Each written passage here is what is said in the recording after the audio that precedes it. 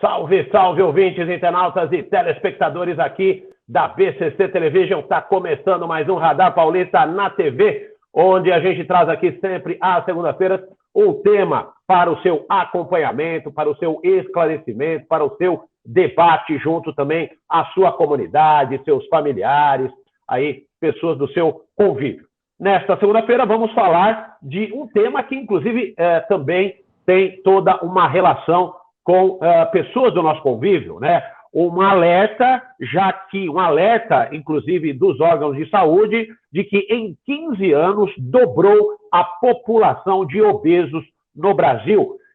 Pesquisas mundial e nacional mostram que a obesidade cresce a passos largos. E para falar sobre esse assunto, daqui a pouquinho aqui o médico Cid Pitombo, que é especialista em tratamentos de obesidade e cirurgia bariátrica. Está conosco aqui no aplicativo e já vai conversar conosco. Antes eu tenho aqui uns recadinhos para passar dos nossos apoiadores, Radar Paulista, que vai ao ar todos os dias pela Rádio Trianon, 740 em São Paulo, né, também nos 810, nos aplicativos de rádio, também no site www.radiotrianon.com.br e nas redes sociais Facebook e Instagram. Sempre a partir das 18 horas, de segunda a sexta-feira, também com convidados, a sua participação, a prestação de serviços e utilidade pública, tá certo? E você também tem o Eco Espaço e Lazer, o sucesso do seu evento Coreia Verde e amplas instalações. Você agenda aquela festa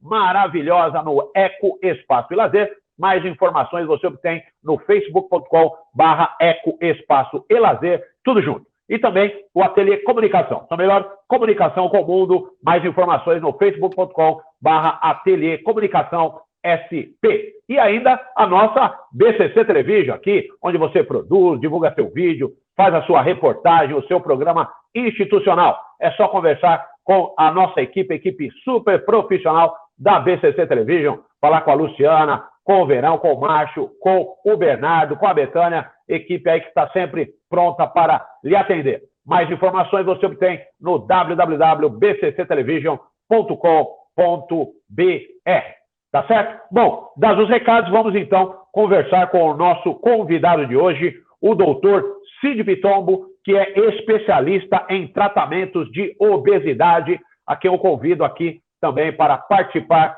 da nossa live aqui do Radar Paulista na TV. Muito boa tarde e muito boa noite, porque o programa também entra à noite pela Rádio Trianon. Muito honrados aqui estamos com a sua participação, doutor Cid Pitombo. Boa tarde para você, boa noite, né? A você e todos os seus telespectadores aí que estão ansiosos para saber um pouquinho mais sobre essa questão da obesidade. É isso aí. E aí, doutor, a pergunta é, né, até que para que a gente entenda, para que todos que estão nos acompanhando entendam, afinal de contas, o que é a obesidade? A obesidade, né, ela tem uma graduação que é utilizada, ainda é a mais utilizada em relação a você ter um entendimento se a pessoa é portadora de obesidade ou não, né, é que ainda se usa muito ainda o índice de massa corporal, né, que é a relação do peso com a altura, né. Você pega o seu peso, divide pela altura ao quadrado e você tem que estar dentro de uma faixa, vamos dizer, de peso normal, que esse IMC, chamado índice de massa corporal, ele tem que estar entre 19 e 25. Acima de 25, você vai galgando graus de obesidade. Então, acima de 25, você vai ganhando perspectivas de ser chamado obeso, né? Normalmente, acima de 30, né, você já entra num grau de obesidade importante. Acima de 35, esse grau de obesidade já se torna ainda mais importante, né? E acima de 40, que é o clássico chamado portador da chamada obesidade mórbida, que tem esse nome, porque acima desse peso você tem estatisticamente mais chance de desenvolver morbidades. Mas a gente vai falar um bocado sobre a questão da obesidade. Cada grau desse de obesidade tem que ser muito bem avaliado, porque às vezes você não está obeso, às vezes você está fora do seu índice de massa corporal, você tem massa muscular. Então, é muito importante que seja individualmente avaliada essa questão, se você realmente é portador de obesidade ou não.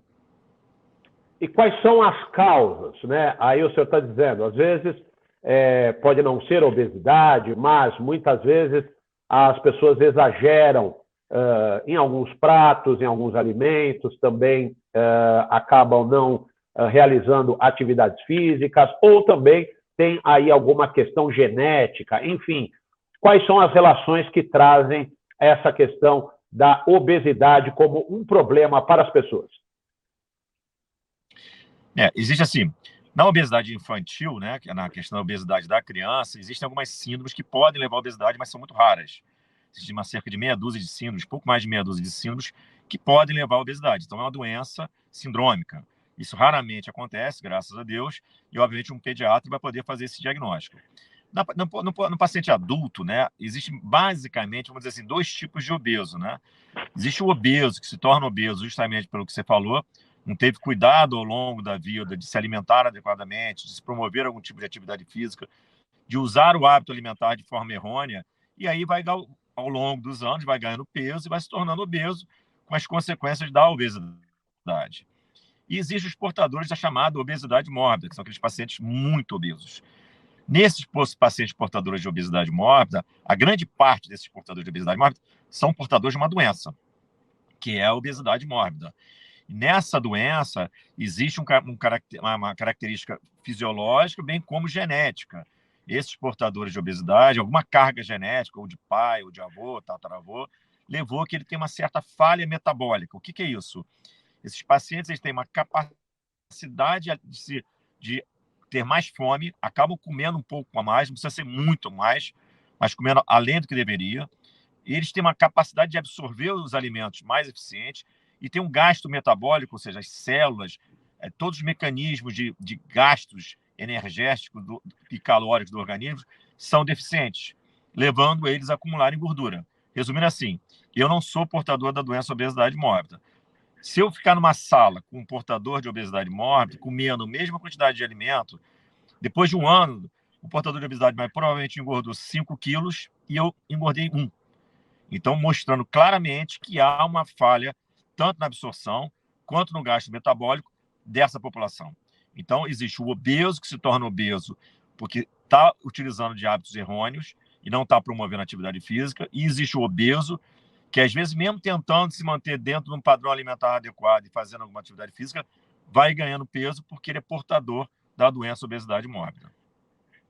Agora, doutor, eu andei pesquisando aqui também sobre o assunto e verifiquei que alguns especialistas dizem também que a obesidade teria uma origem em distúrbios psicológicos. O senhor concorda com essa afirmação, com essa tese? Existe essa possibilidade? Não, diretamente o distúrbio psicológico, em geral, não leva à obesidade, a não ser que esse paciente seja um paciente sindrômico, como eu falei anteriormente, ou seja, além de questões psicológicas, ele tem agregado a ele algumas outras patologias glandulares ou algumas patologias genéticas que levam ele a se tornar obeso. O que acontece é que, obviamente, a saúde mental ela é fundamental para qualquer tipo de distúrbio fisiológico do nosso organismo, ou seja, até pessoas que infartam, às vezes estão com uma saúde mental inadequada, fazem espasmo da coronária, a coronária fecha, infarta. Às vezes a pessoa tem um desmaio e sofre um acidente por questões também de uma ausência psicológica. Então, o que acontece muitas das vezes, o paciente às vezes tem um distúrbio psicológico, uma depressão, perda de emprego, perda do ente querido, perda de um amor da vida ou alguma coisa que marcou e levando a um distúrbio psicológico, a pessoa acaba indo para a comida, achando que a comida é uma fuga ou para a bebida, e com isso leva à obesidade. Mas diretamente, o psicológico não leva a pessoa a se tornar obesa. Isso existem fatores externos que vão levar ao distúrbio psicológico e, obviamente, esse distúrbio psicológico, se não bem acompanhado e não bem diagnosticado, pode levar a distúrbio comportamental de uso do alimento e levar à obesidade. Tá. E aí, dentro da obesidade, que doenças seriam produzidas ou agravadas por ela? Há aí características que a obesidade elevaria o risco dessas outras doenças, né, doutor? Então, já é mais do que sabido que a obesidade leva a aumento de estatísticas, uma diversidade de riscos, de doenças, né?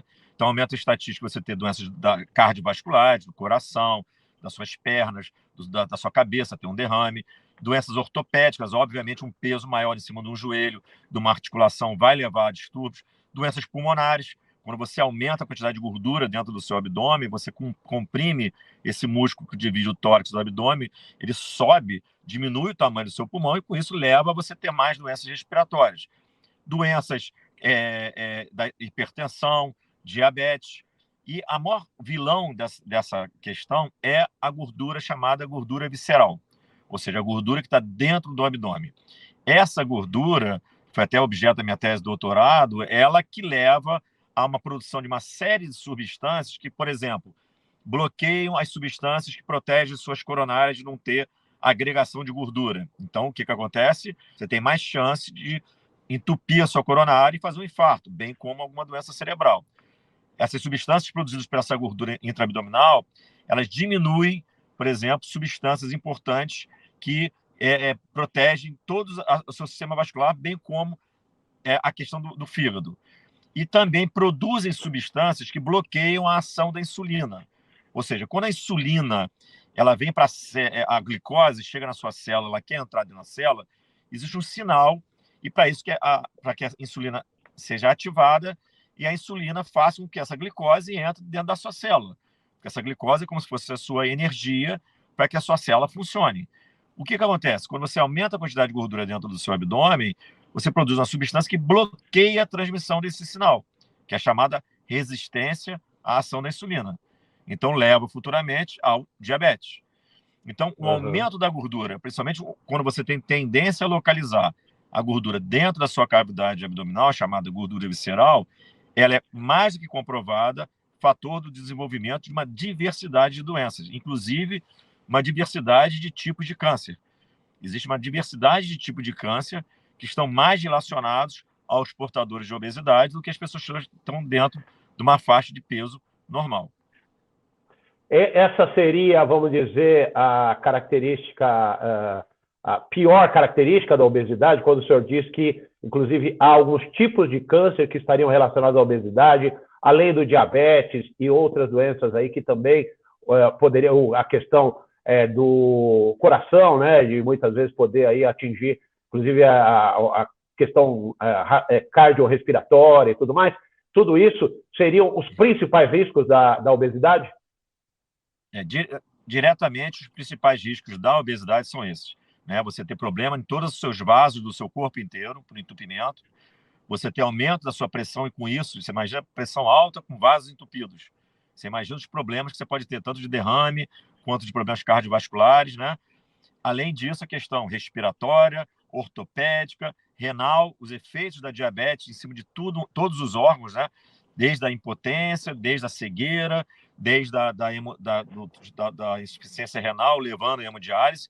Isso é um problema seríssimo, porque eu acabei de ter uma reunião no Ministério da Saúde, a gente discutindo sobre esse assunto da obesidade, porque todos os estudos agora, o estudo da Vigitel do Ministério da Saúde mostrou um aumento importante da obesidade no Brasil, bem como a publicação do Atlas Mundial da Obesidade, que saiu domingo passado, mostrando uma perspectiva de mais de 1 bilhão de obesos em 2030. E o pior disso tudo é o colapso do sistema de atendimento, seja de qualquer país. Não estamos falando só do Sistema Único de Saúde de Brasil, nós estamos falando do sistema de saúde da Suécia, da Finlândia, da Dinamarca, que não vai ter condições financeiras nem material para tratar os amputados, as pessoas necessitando de hemodiálise, as sequelas de derrame, os pacientes vão estar utilizando a Previdência Social, porque a gente tem que imaginar que esses pacientes são aposentados por invalidez. Então, tudo isso tem que ser muito bem discutido, porque a obesidade, né? Quando a pessoa às vezes fala que morreu de infarto, lá no registro de óbito, na verdade ela não morreu de infarto, ela morreu de obesidade. Ela era uma pessoa de 50 e poucos anos, que aumentou a quantidade de gordura dentro do abdômen, que produziu substâncias que facilitaram a agregação de gordura na coronária, a coronária entupiu, ele infartou e morreu. Mas a causa lá atrás do porquê que aquela coronária entupiu foi a gordura.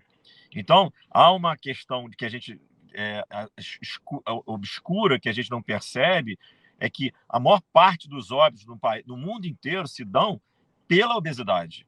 Então, quando se fala que a pessoa morreu de insuficiência renal, ela morreu de insuficiência renal porque ela tinha diabetes e ela se tornou diabética porque ela era obesa. Então, a gente tem que levar isso para a sociedade, essas novas discussões, e as pessoas têm que ter entendimento da importância de se manter um peso adequado e, quando não consegue manter esse peso adequado porque é portador da doença, obesidade ou alguma síndrome, que procure assistência médica para que seja tratado. Tá. Agora, aqui o senhor atribui esse número aí, bastante significativo, inclusive, de acordo com esses estudos da pesquisa Vigitel, que o senhor acabou de dizer, né, de que em 15 anos dobrou a população de obesos no Brasil. E aí, aproveitando, o senhor disse que esteve no Ministério da Saúde. O que o Ministério diz a esse respeito? Há algum programa com relação à prevenção e o combate a esse tipo de doença? Bom, primeiramente, por que isso aumentou no mundo inteiro e no Brasil também? No Brasil, principalmente, aumentou muito a obesidade pela questão da crise econômica, né, da diminuição da renda, inclusive em função do próprio Covid, que fez um baixar de renda desde a classe alta à classe menos favorecida, e isso fez com que a população buscasse mais os ultraprocessados, né? Por que acontece? As pessoas de baixa renda acabam se alimentando mais de alimentos ultraprocessados, ou seja, industrializados, porque é mais barato e não estraga. Então, quando você fala para uma pessoa o que ela tem que se alimentar adequadamente, ela sabe: frango, peixe, salada, fruta. Mas quando você fala para uma pessoa que não tem condições financeiras, que ela tem que comer isso, e ela vai ao mercado e vê que uma manga custa R$10, que um tomate custa não sei quanto um quilo, e que aquele macarrão instantâneo custa R$1, ele compra 10 pacotes daquele macarrão instantâneo e uma garrafa de 2 litros de um refrigerante de baixa qualidade, com alto teor de sódio, de açúcar, porque aquilo não estraga, é mais barato e vai alimentá-lo. E, obviamente, a repercussão disso foi o aumento de peso da população. Então, você tem um problema enorme mundial em relação à alimentação. O que acontece?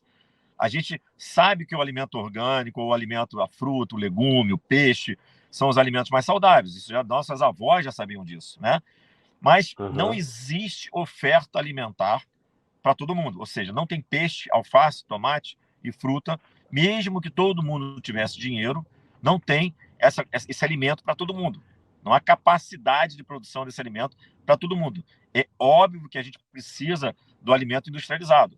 O que a gente vai ter que chegar no bom senso, nós, população, nós médicos que pesquisamos isso e autoridades, é de conseguir que esse alimento ultraprocessado tenha uma melhor qualidade de saúde para a população, porque esse efeito está sendo mais demonstrado com esse resultado dessas pesquisas, que demonstram claramente o aumento da obesidade, principalmente na população de baixa renda, que tem mais dificuldade, inclusive, de procurar acesso médico, mais dificuldade de tomar remédios para pressão, para o diabetes, etc., do que o paciente com alta renda.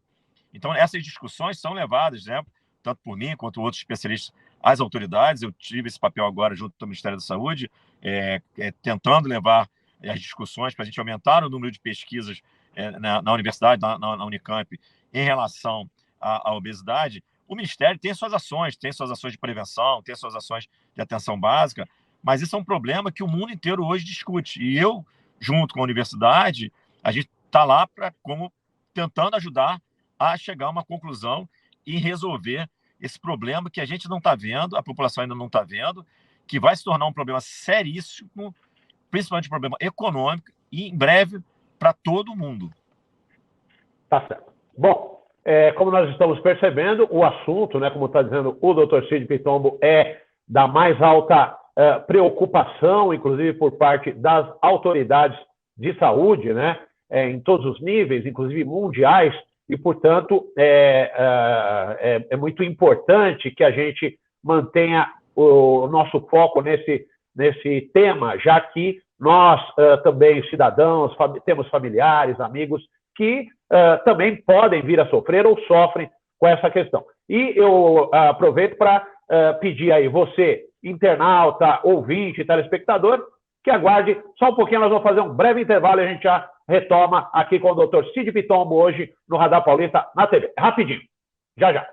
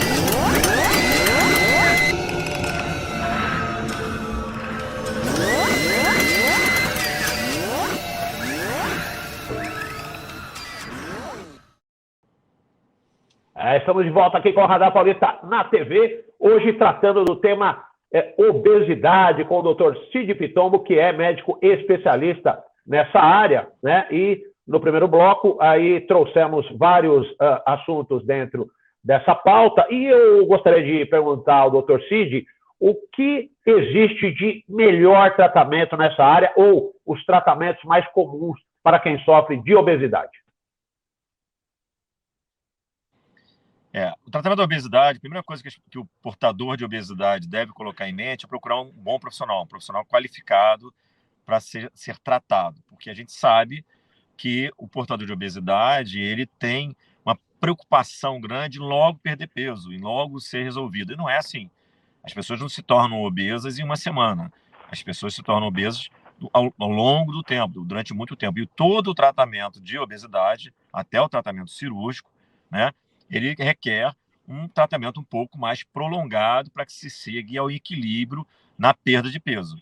Porque o próprio organismo não pode perder peso abruptamente, né? Senão você se torna um desnutrido rapidamente. A desnutrição tem que ser uma desnutrição controlada. Perda de peso tem que ser uma perda de peso controlada. No universo hoje do tratamento da obesidade, basicamente existem só a orientação alimentar e a promoção de atividade física quando a obesidade não é uma obesidade importante.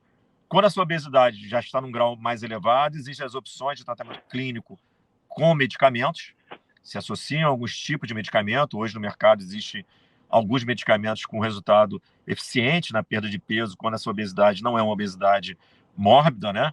E você deve buscar um profissional para ver qual é a medicação mais adequada para o seu caso. Não pode ser uma coisa que você compre na farmácia, tem que ser um profissional qualificado para ver que tipo de medicamento. Existem medicamentos que foram banidos há muito tempo e hoje, inclusive, o uso de medicamentos para perda de peso são extremamente controlados, na maior parte do medicamento, porque tem efeitos colaterais, né? Tanto na mudança comportamental, quanto alguns medicamentos podem ter efeitos cardiovasculares importantes. Então, você não deve tomar nenhum tipo de medicamento para perda de peso que não seja estritamente orientado por um bom profissional. E, por último, né, na fase final, dos pacientes portadores de obesidade mórbida, existe a opção de tratamento cirúrgico, que também deve somente ser feita e indicada por um médico muito qualificado para que você tenha um bom resultado e não corra risco no seu tratamento.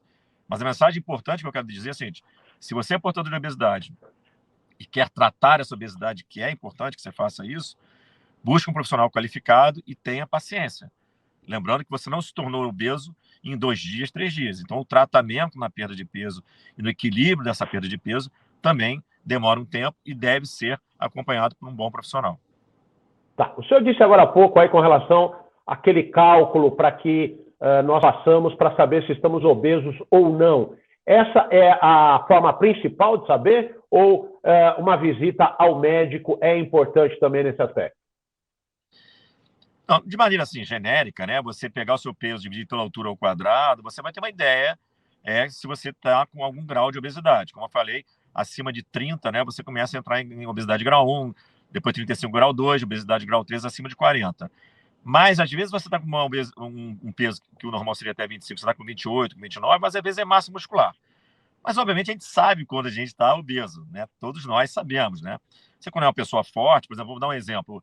O Mike Tyson, lá no auge da carreira dele, era puro músculo. Provavelmente, o índice de massa corporal, se você fosse pesar, era quase de obeso. Mas, obviamente, ele se olhava no espelho e via que ele não era obeso, que ele era forte, né?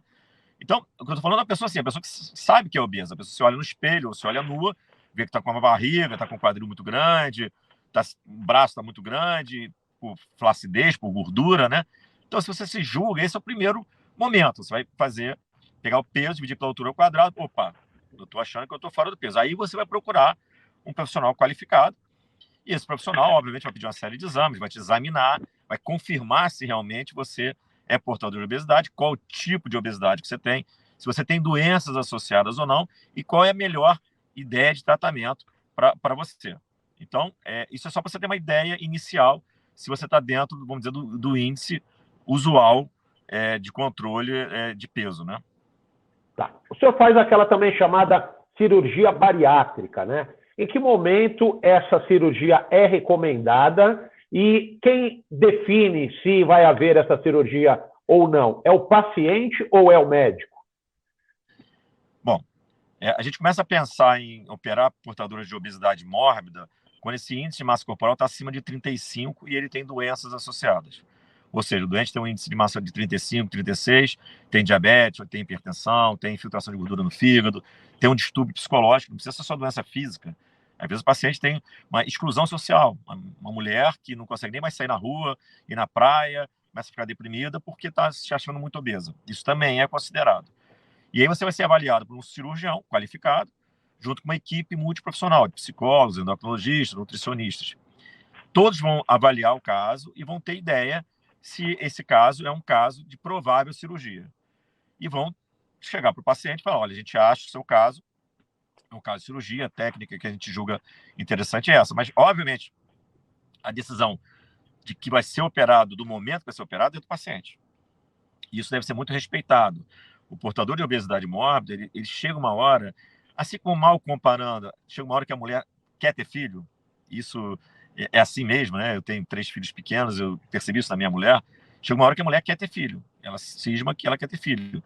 O obeso mórbido é a mesma coisa, às vezes ele vivencia, não quer saber, não quer fazer, então não é o momento de ser operado. O portador de obesidade mórbida ele tem que ser operado, uma vez que assim, eu quero operar, é isso que eu preciso para melhorar a minha vida. Esse é o momento perfeito para que tudo corra bem, ele seja operado e evolua muito bem da cirurgia. Tá. E quais são os riscos? Existem riscos para a saúde desse paciente que venha a fazer essa cirurgia? Cirurgia bariátrica é uma cirurgia, quando feita por uma equipe treinada, é uma cirurgia extremamente segura. Na maior parte dos casos, tem menos de 1% de chance de qualquer tipo de problema. Quando eu falo a maior parte dos casos, é quando é um portador de obesidade normal. Assim, ele é obeso mórbido, tem uma doença, mas não é nenhuma doença séria. Então, em geral, o risco é baixíssimo. Esse risco, obviamente, vai aumentando de acordo com o paciente. Eu já operei doente de 300 quilos, diabético, hipertenso, com 3 estentes na coronária, o risco para ele é maior. Graças a Deus correu tudo bem. Mas isso é falado ao paciente e ele, obviamente, sabe, né? A gente, quando tem uma posição de doença e vai ser operado, mesmo que seja para operar uma vesícula, se você é diabético, operou o coração e vai fazer uma vesícula, você sabe que o seu risco é maior, né? Mas o portador de obesidade mórbida, bem preparado, operado por um profissional qualificado, em geral, é uma cirurgia de baixo risco. A maior parte dos doentes que eu opero, e eu já operei mais de 5 mil pacientes, eles operam, a cirurgia que dura cerca de 40 minutos, eles vão para um quarto, não vão nem para a unidade fechada, CTI, e no outro dia, em geral, tem alta. Mas existe o paciente que às vezes a gente tem que deixar no CTI, e existe, porque a gente opera desde o doente de 110 quilos que não tem doença nenhuma, como a gente opera doente de 300 com uma opção de doença. Mas, em geral, é uma cirurgia extremamente segura, que já está vivenciada no Brasil há muitos anos, só eu faço essa cirurgia há cerca de 23 anos, eu fui um dos pioneiros no Brasil, então é uma cirurgia muito segura quando feita por um profissional qualificado. Tá, eu já vi casos, doutor, me confirma, por favor, o senhor que é especialista, né? Às vezes a pessoa faz a cirurgia bariátrica e depois de algum tempo ela volta a ser obesa, a engordar, enfim. Né? Isso acontece realmente e por que isso acontece? Acontece por 2 motivos. Na maior parte das vezes, quando isso acontece, foi um doente mal preparado, mal avaliado, operou no momento inadequado, operou por empolgação. Eu acontece muito isso. Eu, como já operei muita gente famosa, muitas pessoas vão me procurar, o doutor que operou fulano, ciclano, e então na empolgação, você vê nitidamente que ele está empolgado a operar, ele não está ainda maduro para operar. Então esse doente não deve ser operado, a gente tem que esperar um pouquinho amadurecer a ideia para operar. Porque se a pessoa opera na empolgação, não opera bem preparada, pode ser que na frente ele julgue que eu não devia ter operado, eu não estou comendo o volume de comida que eu comia, e aí você pode se perder um pouco nisso. Mas estatisticamente, é assim, genericamente, de cada 100 doentes que você opera de obesidade, 80, 85 vão bem para o resto da vida. Cerca de 15, ou seja, cerca de 15%, pode dar algum tipo de problema de reganho de peso, realmente, né? E aí você tenta trazer para nutricionista, para psicólogo, tenta voltar o peso dele. O mais importante é que ele notou que está ganhando peso, ele logo procure a equipe multiprofissional. Mas tem doente que não vai procurar. Tem doente que não quer mais saber da equipe, ou tem doente que quer voltar a comer muito, quer voltar a comer bobagem. Mas a gente estava falando de uma doença que antes você tinha basicamente 100% de não tratamento. Os portadores de obesidade mórbida antes da cirurgia, basicamente ficavam obesos mórbidos até morrer. para uma doença que agora você tem 80, 85, 90% de chance de resolver. Então, mesmo esse percentual de 10% que podem, ou um pouquinho mais, que podem ganhar peso e engordar, não são contraponto para dizer que a cirurgia não funciona, né? A cirurgia funciona muito bem, em mais de 80% dos casos, né? O que acontece é que, infelizmente, nós somos seres humanos, né? As pessoas, eu mesmo, por exemplo, tenho não pessoas operadas, mas ao longo da minha vida eu me mantenho meu corpo igual a, sei lá, 30, 40 anos, e amigos meus da minha idade estão obesos, estão barrigudos, porque eles não se cuidaram, entendeu? Então, a vida dá a chance de você se cuidar, mas nem todos se cuidam. E isso também acontece no portador de obesidade mórbida operado. Pelo que eu entendi, inclusive as pessoas precisariam passar por uma reeducação alimentar, né? Talvez até com profissionais. E aí eu pergunto para o senhor o seguinte, ao longo da vida, como o senhor acabou de dizer, quando a pessoa começa a entender que de repente ela está engordando, que já não tem mais o mesmo aspecto físico e que ela precisa tomar esses cuidados, quais são esses cuidados e se ela precisa destes profissionais, um nutricionista, um personal trainer, enfim, o senhor acredita que isso também ajude? Quais são as dicas que o senhor deixa para essas pessoas? O mais importante de todos nós é entender o seguinte: a gente está fora do peso, não tem a ver só com questões estéticas. Eu não mantenho o meu peso só por questões estéticas, isso não é a prioridade. Eu tenho filhos pequenos, eu tenho uma vida muito corrida, eu preciso me manter bem saudável. E se manter saudável tem a ver com a obesidade. Então, se você. Todo mundo sabe que é um hábito alimentar adequado, todo mundo sabe que a prática de atividade física é importante. A prática de atividade física é mais importante, inclusive, mais para o sistema cardiovascular, o sistema intestinal funcionar bem, sua saúde mental. A gente não pode focar que a atividade física é nossa grande ajuda na perda de peso, né? Aquelas questões de você, eu vou correr na praia, gastei tantas mil calorias, eu posso comer um bolo de chocolate. Essa relação não existe na medicina há muitos anos. Eu corri na esteira, eu vi lá na esteira que eu gastei não sei quantas mil calorias. Essa relação não existe em medicina há muitos anos, né? O que a gente tem que fazer, o mais importante é a gente cuidar da gente nas nossas fases de idade, inclusive. A gente tem que entender, por exemplo, quando a gente tem 20 anos, a gente tem um gasto metabólico, né, que é o principal na perda de peso, diferente quando a gente tem 40, 50. A gente cansa de ouvir mulheres que, eu casei com 50 quilos, hoje eu estou com 70.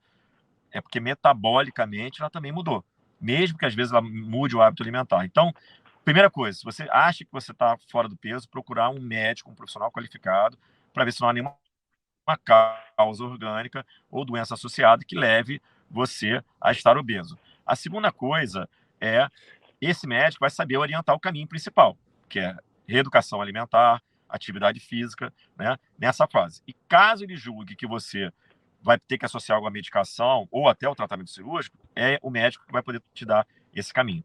O mais importante é a gente ter consciência de que estar fora do peso aumenta o risco de doença e diminui a nossa longevidade.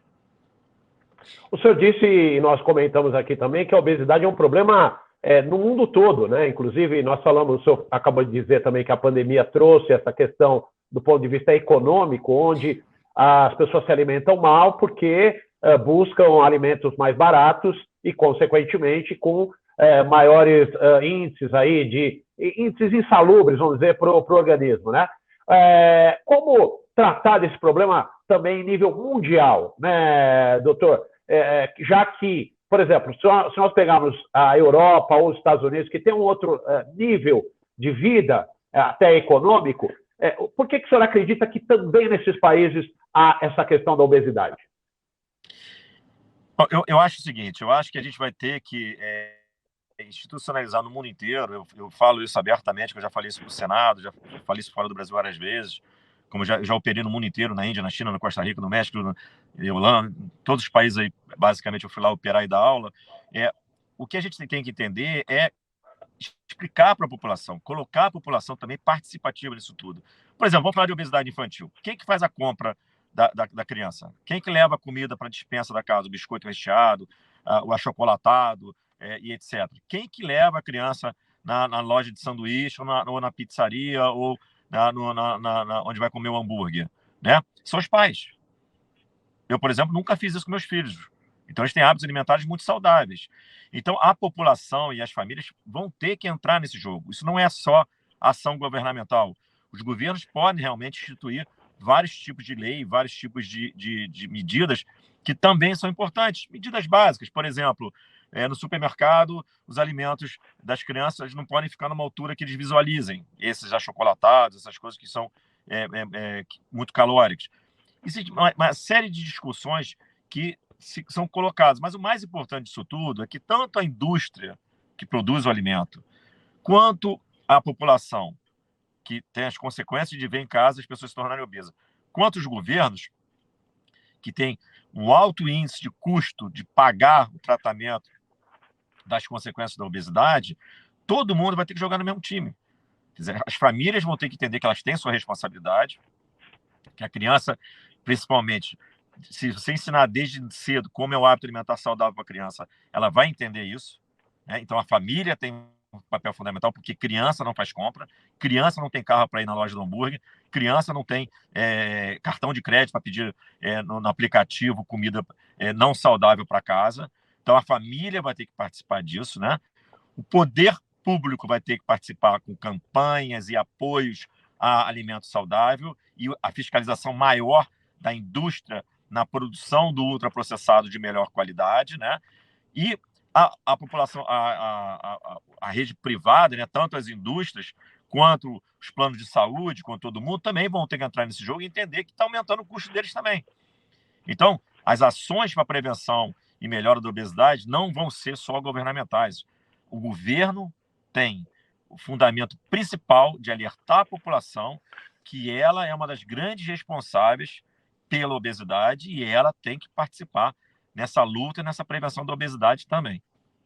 E pelo que eu entendi que o senhor falou também, e a gente não mencionou, acho que o papel da mídia também seria muito importante, né? Inclusive, a publicidade, que às vezes é aquela publicidade bonita, que atrai, como o senhor acabou de dizer, as crianças para algum tipo de alimento que não seja dos mais saudáveis, e ali encantadas aquelas crianças, e os pais também, às vezes, não querem dizer não para a criança, se sentem motivadas a se alimentar de maneira irregular. O senhor concorda com isso? Concordo plenamente. Há pouco tempo teve um escândalo, né, de alimentos que não eram o que falavam, né, e seduzindo as crianças, né, e até a população adulta que também se torna obesa por esses alimentos não saudáveis, né. Mas isso é o papel do governo, fiscalizar. Eles fiscalizaram, tomaram as medidas, é o papel do governo, né. Mas eu ainda sonho com isso, eu ainda sonho que a gente tem uma campanha da obesidade, como foi a campanha, por exemplo, do cigarro, que foi extremamente eficiente. A gente lembra bem da época que era glamuroso. O cara do Marlboro, desculpa, falei o nome do cigarro, mas é porque é realmente conhecido, cavalgando, fumando o cigarro e etc. E você vendo grandes atrizes da época de Hollywood, né, do glamour, isso eu não era nascido, mas eu lembro de ter visto depois, no glamour de usar o cigarro, né? E fizeram campanhas seríssimas em cima do cigarro, né? Contestando essa questão do cigarro, e hoje você vê, no máximo, coisas horríveis, e diminuiu tremendamente o cigarro no país. Como uma outra campanha que foi muito importante, a campanha do cinto de segurança. Hoje todo mundo usa cinto de segurança, mesmo quando você está num lugar que você acha que não vai ser multado. Então, não é a questão da multa que levou as pessoas a usarem cinto de segurança, foi a questão de acidente, de morrer, sofrer algum problema, alguma sequela. Então, eu sonho e luto isso o tempo todo, junto às autoridades públicas, que a gente possa mostrar para as pessoas que, ao você pegar algum alimento extremamente não saudável, que ali demonstre, de alguma forma, que você possa ter um infarto, que você possa ter um derrame, que você possa se tornar hipertenso, que você possa ter uma sequela de diabetes, possa se tornar impotente, cego, ou dentro de uma máquina de hemodiálise, porque você usou um hábito alimentar errado e se tornou obeso. Sem dúvida. E realmente essa conscientização da população passa por campanhas, como o senhor acabou de dizer, né? E que acredito que o sonho de muitos profissionais e pessoas que são ligadas, né, à área da saúde, da cidadania, social também, de uma maneira geral, né? Bom, doutor Cid Bitombo, infelizmente o nosso tempo está acabando, e para finalizar eu gostaria que o senhor deixasse uma mensagem final de conclusão de tudo que nós falamos aqui a respeito da obesidade. Primeiramente, eu queria agradecer o convite. Desculpa nos trajes, eu acabei de chegar, como eu falei anteriormente, de uma visita ao Ministério da Saúde em Brasília. Estou aqui no estacionamento do aeroporto. Minha mensagem final é isso: se você está fora do peso, se você está se julgando que é portador de obesidade, procure um profissional qualificado, um médico, primeiramente, para que ele avalie se essa obesidade já está te levando a algum tipo de problema de saúde e te oriente para que você esteja dentro de um peso ou dentro de uma condição de saúde adequada.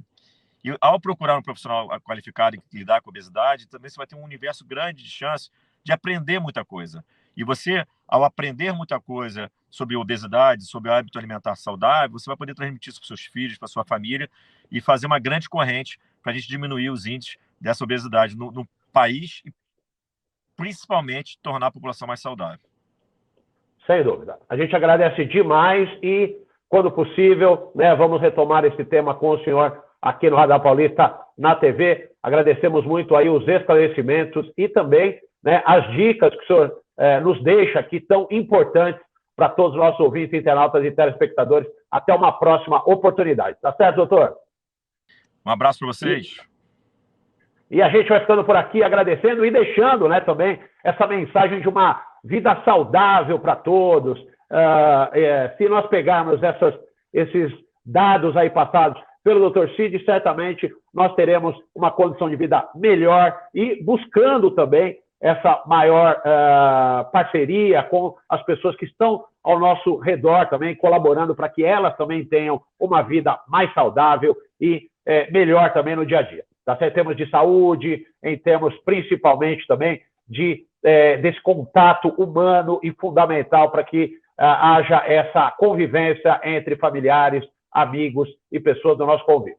A gente vai ficando por aqui, deixando aí esse abraço a todos os nossos ouvintes internacionais e nossos ouvintes e convidados, e deixando também essa dica de uma ótima semana a todos e até semana que vem com mais um Radar Paulista na TV. Até lá!